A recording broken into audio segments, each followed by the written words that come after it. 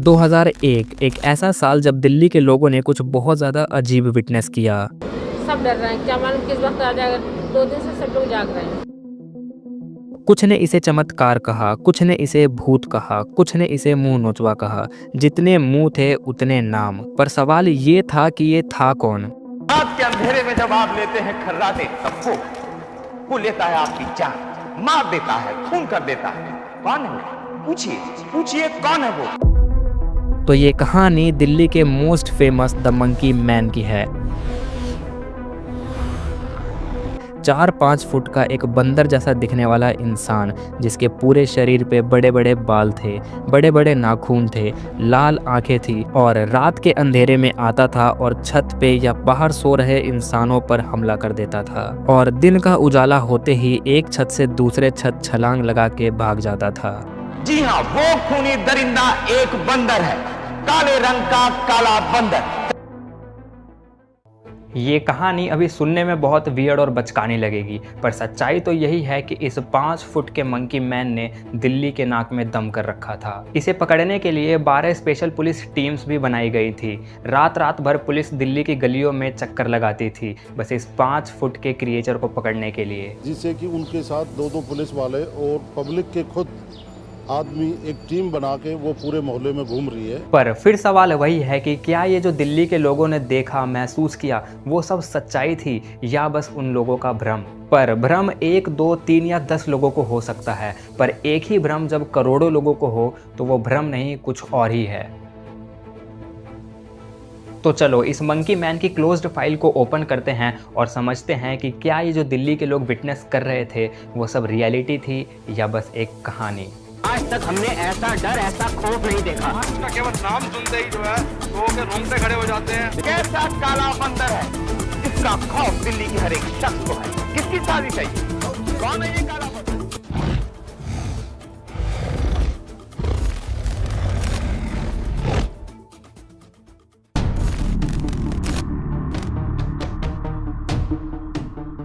5 अप्रैल 2001 गाजियाबाद में एक व्यक्ति जिसका नाम था अनिल गोपाल, वो अपने टेरिस के ऊपर सो रहा था। तभी करीब रात के 2 बजे उसे ऐसा फील होता है कि उसके पेट के ऊपर कोई बैठा है। He could feel the weight of that thing on his stomach और वो बहुत ज्यादा डर जाता है और धीरे धीरे अपनी आंखें खोलता है और जो चीज वो अपनी आंखों के सामने देखता है उसे देख के वो बहुत ज्यादा पैनिक हो जाता है, क्योंकि वो देखता है कि एक 4 से 5 फीट का आदमी जिसके पूरे शरीर पे बाल हैं और जिसकी शक्ल एक बंदर जैसी है और उसकी आंखों की पुतलियां पूरी लाल है, वो उसके पेट के ऊपर बैठा हुआ है। अब जाहिर सी बात है कि अगर कोई व्यक्ति ऐसी चीज को अपने ऊपर बैठा पाएगा तो वो बहुत ज्यादा डर जाएगा और अनिल के साथ भी बिल्कुल ऐसा ही हुआ। अनिल बहुत ज्यादा डर गया और डर की वजह से अनिल शोर मचाने लगा, जिसकी वजह से उस बंदर जैसे क्रिएचर ने अनिल के शरीर पे अपने लंबे नाखूनों से खरोच दिया। अब अनिल की शोर सुन के सभी वहां पहुंचते हैं, क्योंकि उन दिनों भारत में गर्मी का मौसम था और गाजियाबाद जैसे शहर में लाइट बहुत ज्यादा कटती थी, जिसकी वजह से लोग अपने घर के बाहर या अपने घर के टेरिस पर ही सोते थे। तो अनिल की आवाज सुनते ही सभी लोग वहां फटाफट पहुंचते हैं और देखते हैं कि अनिल की हालत बहुत ज्यादा खराब है और वो बहुत डरा हुआ है। जब लोगों ने उससे पूछा तो उसने ये सारी बात उनको बताई। अब ये सुन के वहां मौजूद सभी लोग डर गए। अब 5 अप्रैल के बाद गाजियाबाद के साथ साथ दिल्ली के कई इलाकों में इस बंदर जैसे क्रिएचर को देखा जाने लगा। अब बहुत से लोग इस क्रिएचर को देखने का दावा करने लगे। इवन लोगों के शरीर पे नाखूनों के निशान भी मिलते थे, जिससे ये तो कंफर्म हो गया था कि वो झूठ तो नहीं बोल रहे हैं। अब ये खबर आग की तरह पहले गाजियाबाद में फैलती है, फिर पूरे दिल्ली में, और लोग इससे इतना डर जाते हैं कि लोगों ने अपने घर के बाहर और टेरिस पे सोना ही बंद कर दिया। रात के 8 बजते ही लोग अपने अपने घरों में बंद हो जाते थे और रात के 8 बजे के बाद गाजियाबाद और दिल्ली जैसा मौजी इलाका शांत रहने लगा। वहाँ के लोगों के बीच बस डर का माहौल था। बहुत खतरनाक, सब डर रहे हैं, वहशत बहुत ज्यादा है। सब डर रहे हैं, क्या मालूम किस वक्त आ जाएगा। 2 दिन से सब लोग जाग रहे हैं। अब ये मामला इतना सीरियस हो जाता है कि इस मैटर में एंट्री होती है दिल्ली पुलिस की।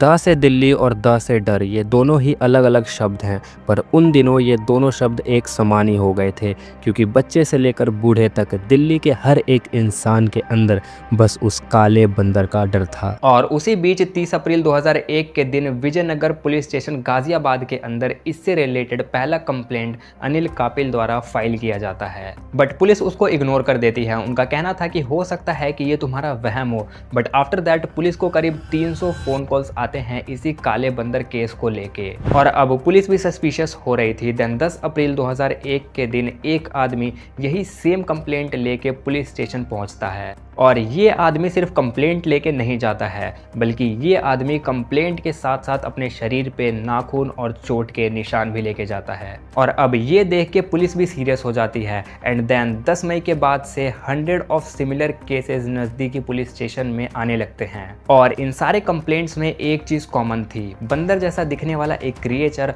और अंधेरे में उनके ऊपर हुए हमले। पूरा शहर डरा और घबराया हुआ था। अब ये बताइए मैं उसको क्या मान सकता हूँ? इधर का बंदर का तो इधर आदमी, तो मैं उसको क्या मानूं? मान लीजिए बंदर भी होता कूद कर जाता, ये तो है ही ना, कूद कर जाता, फिर वो तो कुछ दूर में पेड़ पर जाकर तो बैठ जाता, और आदमी होता तो सारा दौड़ के भागता। एक बार नपाता तो हो नहीं जाता है, और नपाता हो जा रहा है, उसको मैं क्या मानूं? इसको देखते हुए दिल्ली पुलिस और यूपी पुलिस इस मामले को लेकर सीरियस हो गई। दिल्ली और दिल्ली के आसपास के इलाकों में पुलिस ने टाइट पेट्रोलिंग करना शुरू कर दिया। दिल्ली के हर एक गलियों में पुलिस ने राउंड लगाना शुरू कर दिया, और नाइट पेट्रोलिंग को भी इंक्रीज कर दिया गया। इसके लिए 10 से 12 स्पेशल पुलिस टीम्स बनाई गई थी। 5 फुट के बंदर जैसे दिखने वाले क्रिएचर ने मानो पूरा शहर ही हिला रखा था। पर सबसे बड़ा सवाल ये था कि ये बंदर जैसा दिखने वाला क्रिएचर असल में था कौन, कहां से आया था और क्यों आया था। लोगों ने इसे काला बंदर बोला, मंकी मैन बोला, लाल आंखों वाला बंदर बोला, और ना जाने और कितने ही नाम दिए, पर पुलिस के लिए ये मंकी मैन एक सबसे बड़ा क्वेश्चन मार्क था।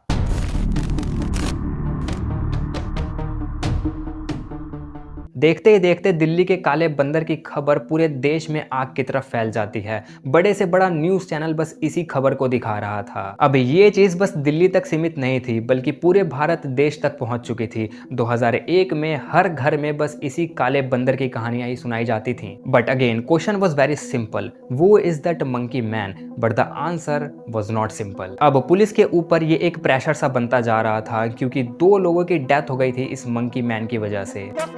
खबर आ रही है पुरानी दिल्ली से, जहां एक गर्भवती महिला की सीढ़ियों से गिरने के बाद अस्पताल में मौत हो गई।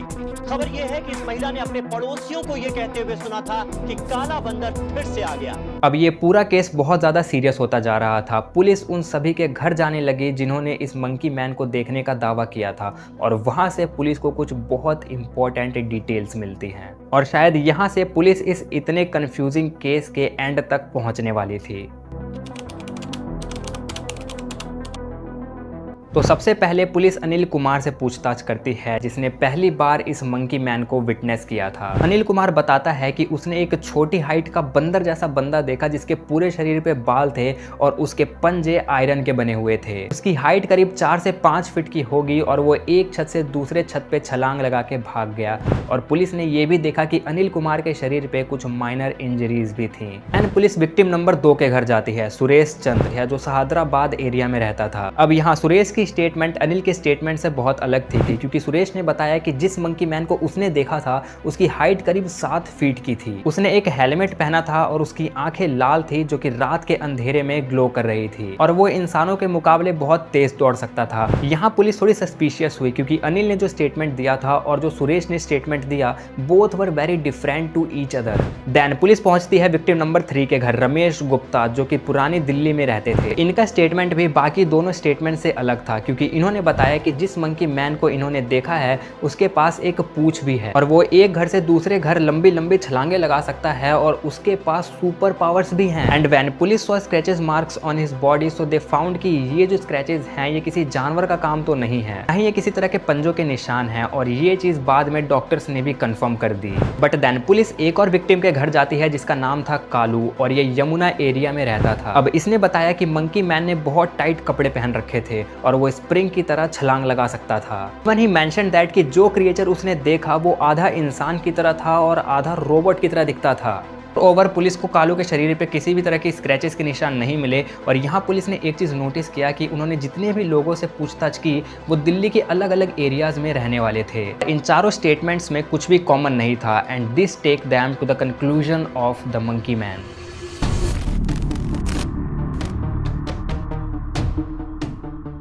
यहाँ मैंने तुम्हें 4 विक्टिम्स के स्टेटमेंट्स बताए, बट पुलिस ने और भी बहुत सारे लोगों से पूछताछ की थी और पुलिस ने जितने भी लोगों का स्टेटमेंट लिया था वो सारे एक दूसरे को कॉन्ट्राडिक्ट कर रहे थे। मतलब किसी एक का भी स्टेटमेंट एक दूसरे से मैच नहीं हो रहा था। अब अगर हम इन चारों के स्टेटमेंट्स को देखें तो यहाँ पे भी अनिल कुमार का स्टेटमेंट सुरेश के स्टेटमेंट को कॉन्ट्राडिक्ट कर रहा है और सुरेश का स्टेटमेंट रमेश के स्टेटमेंट को कॉन्ट्राडिक्ट कर रहा है और रमेश का स्टेटमेंट कालू के स्टेटमेंट को कॉन्ट्राडिक्ट कर रहा है। और ऐसे ही जितने भी स्टेटमेंट्स पुलिस ने लिए थे वो सारे एक दूसरे से कॉन्ट्राडिक्ट कर रहे थे। कोई बोल रहा था कि उसकी हाइट 4 फीट है, कोई बोल रहा था कि उसकी हाइट 7 फीट है, किसी ने बोला कि वो हेलमेट लगाता है, तो किसी ने कहा कि उसकी एक लंबी पूंछ है। तो क्या मंकी मैन कोई एक इंडिविजुअल नहीं बल्कि कोई ग्रुप है जो दिल्ली के लोगों को डरा रहा था? अब देखो, इतने सारे स्टेटमेंट्स लेने के बाद और सबके इंजरीज देखने के बाद पुलिस ये कंक्लूड करती है कि मंकी मैन जैसा कोई चीज़ नहीं है और ये बस लोगों के अंदर का डर है। अब पुलिस इस कंक्लूजन तक पहुंची कैसे? Reason number 1, no physical evidence. इतने दिन तक इस मंकी मैन के केस को ऑब्जर्व करने के बाद भी पुलिस को इस मंकी मैन से रिलेटेड कोई फिजिकल एविडेंस नहीं मिलता है और अब तक पुलिस को मंकी मैन के फिजिकल अपीयरेंस के बारे में सिर्फ उतना ही पता था जितना लोगों ने बताया था। ना ही सीसीटीवी कैमरास के अंदर कुछ कैप्चर हुआ और ना ही नाइट पेट्रोलिंग के टाइम पे पुलिस को कुछ भी दिखा। Reason number 2, contradictory descriptions by victims. अभी हमने ऊपर ही देखा कि कैसे जितने भी लोगों से मंकी मैन के बारे में पूछा गया था उन सभी ने जो बताया वो एक दूसरे से बहुत अलग था। Not even single statement matched with other. और ये चीज़ बहुत ज़्यादा स्ट्रेंज थी क्योंकि ये एक मंकी मैन सबको अलग अलग फॉर्म में कैसे दिख रहा है। और पुलिस ने यहाँ से एक चीज़ कंक्लूड की कि इनमें से मोस्टली लोग झूठ बोल रहे हैं। अब तुम लोग सोचोगे कि लोग क्यों झूठ बोलेंगे, और चलो लोगों ने तो झूठ बोल दिया लेकिन उनके शरीर पे वो चोट के निशान थोड़ी झूठ बोलेंगे। तो इस चीज़ को हम और डिटेल में समझेंगे। Reason number 3, undefined injuries. So this was very strange कि चलो लोग तो झूठ बोल लेंगे क्योंकि उन दिनों ये न्यूज़ बहुत ज़्यादा ट्रेंडिंग में थी and everyone wants to come on TV because they found it as a medium to get fame, जिसकी वजह से हो सकता है कि लोग झूठ बोल रहे होंगे पर उनके शरीर पे लगे हुए चोट क्या वो भी झूठे थे? सो हेयर इन इंजरीज को लेकर पुलिस ने ये कहा कि ये इंजरीज पैनिक में हुई हैं क्योंकि रात का टाइम होता था, लाइट्स होती नहीं थी और दूसरी तरफ ये मंकी मैन का डर। और अब इस सिचुएशन में अगर किसी ने किसी और चीज़ की परछाई भी देख ली तो वो बहुत ज़्यादा पैनिक कर जाता था और पैनिक में वो इधर उधर भागने लगता था, जिसकी वजह से उन्हें चोटें लग जाती थी। और कुछ लोगों ने तो खुद से ही अपने शरीर के ऊपर स्क्रैचेस बना लिए थे ताकि वो टीवी पे आ सके। एंड यस, स्टार्टिंग में हमने जो 2 लोगों के डेथ की बात की थी वो मंकी मैन की वजह से नहीं मरे थे बल्कि वो लोग भी पैनिक में इधर से उधर भाग रहे थे, जिसकी वजह से वो अपने टेरिस के ऊपर से नीचे गिर गए और उनकी डेथ हो गई। अब 2001 के दौरान दिल्ली में बंदरों की जनसंख्या बहुत ज़्यादा थी एंड मोस्ट प्रोबेबली जिन लोगों ने भी इस मंकी जैसे क्रिएचर को देखा होगा वो एक एक्चुअल मंकी ही हो। और जब इंसान पहले से ही डरा हुआ हो तो वो छोटी छोटी चीज़ों से भी डरने लगता है और इसी डर की वजह से समटाइम्स इंसान हेलोसिनेशन भी करने लगता है। अब देखो, after the police investigation and night patrolling ये मंकी मैन से रिलेटेड केसेस अपने आप ही कम होने लगे। तो अगर वो कोई क्रिएचर था तो उसको कैसे समझ में आया कि पुलिस इस केस के अंदर इन्वॉल्व हो गई है, तो उसे दिखना कम करना पड़ेगा वरना उसे जेल जाना पड़ सकता है। तो उस मंकी मैन के पास इतना दिमाग कहां से आया? और जैसे जैसे लोगों के अंदर का डर कम होता गया वैसे वैसे ही इस मंकी मैन का दिखना भी कम होता गया। तो अब तक हमें ये तो पता चल गया कि ये मंकी मैन बस एक इमेजिनरी क्रिएचर था, but again the question is that कि एक इमेजिनरी कहानी पूरे इंडिया इवन इंटरनेशनली कैसे पॉपुलर हो गई?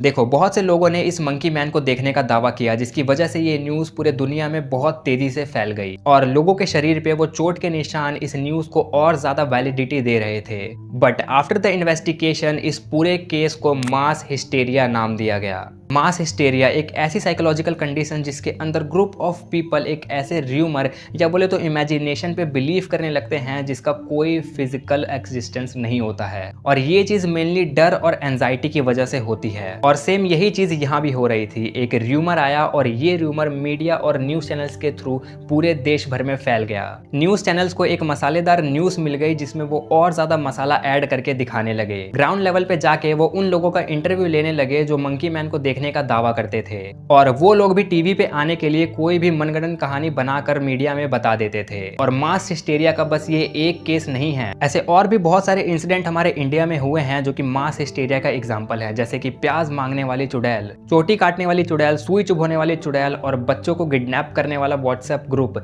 ये सारे ही इंसिडेंट मास हिस्टेरिया का एग्जाम्पल है। एंड इफ यू वांट कि मैं इन इंसिडेंट्स के ऊपर और वीडियोस लेके आऊं तो भाई तुम लोग कमेंट सेक्शन में मुझे बताना। एंड यस, एक चीज और है कि उन दिनों दिल्ली के अंदर चोरियां बहुत होती थी, तो हो सकता है कि कोई चोर बंदर का गेटअप लेके चोरी करने निकला हो और जो इक्का दुक्का लोगों ने जो मंकी मैन देखने का दावा किया हो वो एक्चुअल में कोई मंकी मैन ना हो और कोई चोर हो। या मे बी ये भी पॉसिबल है कि जब मंकी मैन वाली स्टोरी बहुत ज़्यादा पॉपुलर हो गई तो लोग खुद बंदर जैसा बन के और रात में बाहर निकल के लोगों को डरा रहे हो। बट या this incident was very hilarious and scary. अगर आज भी तुम अपने दादियों से, अपने पापा से पूछोगे मंकी मैन के बारे में या काले बंदर के बारे में तो उन्हें इसके बारे में ज़रूर पता होगा। एंड यस, ये इंसिडेंट इतना ज़्यादा पॉपुलर हुआ था कि एक दिल्ली 6 नाम की मूवी है जिसके अंदर इस पूरे इंसिडेंट का बहुत अच्छे से जिक्र किया गया है।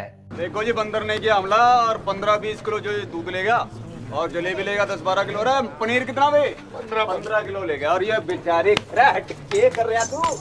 ये बेचारी बकरी हिना ले गया। कोई बात है यो?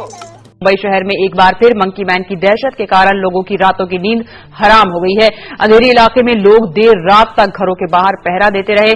गोरेगांव के आरे कॉलोनी इलाके में भी लोग रात को घरों के बाहर पहरा देते दिखाई दिए। बताया जा रहा है कि ये मंकी मैन पेड़ों के बीच कूदते फांदते हुए लोगों के घरों के भीतर घुसने की कोशिश करता है। मंकी मैन से अपनी और अपने परिवार की रक्षा करने के लिए यहां के नागरिक हाथों में लाठियां उठाए रात भर सड़कों पर पहरा देते हैं। Okay, so that's it for the video guys. I hope you enjoyed this video. अगर तुम्हें वीडियो पसंद आया तो भाई फटाफट से वीडियो को लाइक कर दो। एंड यस गाइस, अगर तुम लोग चैनल पर नए हो तो भाई फटाफट चैनल को सब्सक्राइब कर लो, क्योंकि इस चैनल के ऊपर ऐसे ही मजेदार वीडियोस आती रहती है। एंड यस गाइस, इस वीडियो को ज़्यादा से ज़्यादा शेयर करो अपने दोस्तों तक, अपने फैमिली तक, ताकि भाई उनको नॉस्टैल्जिया आए एंड उनकी पुरानी यादें ताज़ा हो जाए। तब तक के लिए इस वीडियो के लिए बस इतना ही। Good bye.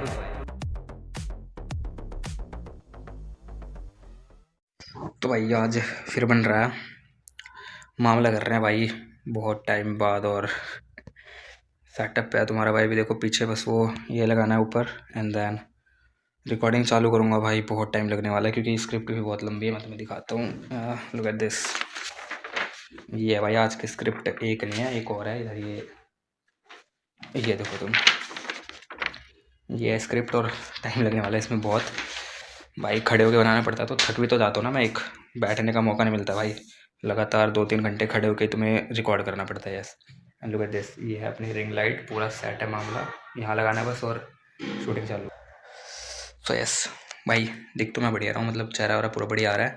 यहाँ पे मैं तुम्हें एक और चीज़ दिखाता हूँ भाई रिकॉर्डिंग करते टाइम। ये देखो भाई, इधर का ये पूरा मामला। ये इधर बेड है मेरा जिस पे मैं सोता वगैरह हूँ, और यहाँ पे पूरा सामान बिखेर रखा है मैंने भी। सबको सेट करना है, अच्छे से लगाना वगाना है।